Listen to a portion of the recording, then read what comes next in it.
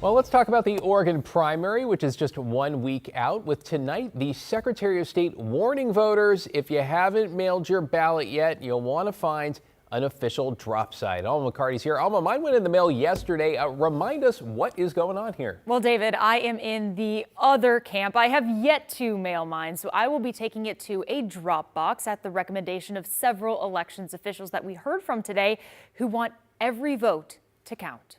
It's been nearly 2 weeks since ballots went out to more than 300,000 active registered voters in Clackamas County. And those ballots have started coming back in. As of this afternoon, we're at just over 12% turnout. Clerk Catherine McMullen says for a primary, that's a great start. She wants every vote to count. So from here on out, no matter what county you're in, instead of mailing your ballot, you'll want to find an official drop site like this one in Oregon City, right outside the elections office. The law here in Oregon is that if your ballot is postmarked on or before Election Day and we receive it at the elections office within 7 days, we can go ahead and process and count your vote. The post office, the United States Postal System, has changed how they process mail both in Oregon and around the country.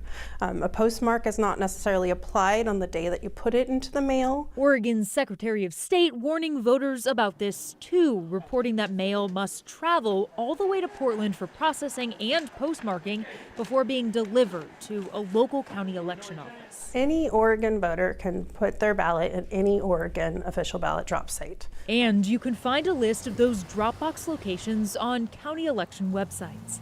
If you must mail, officials say take it into your local post office. Ask them to postmark it right there at the counter. They'll be happy to do that for you, and then you can just hand it right to the clerk after it's postmarked.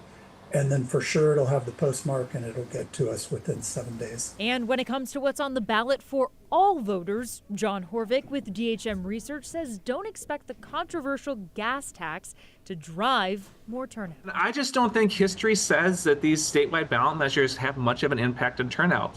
People turn out because of competitive elections at the top of the ticket for president, for governor, for Senate. Now, Horvick says at this point, statewide turnout is at about 11%. That's consistent with the historical average. In Multnomah County, turnout's lower than anywhere else, sitting at around 8%. And you may notice fewer local races on the ballot because both Portland and now Multnomah County use ranked choice voting for candidates. Those contests won't show up until November. David? Now, there are some tax increases or renewals on the ballot, so in that case, definitely worth voting as usual. Thanks, Alma. Appreciate it.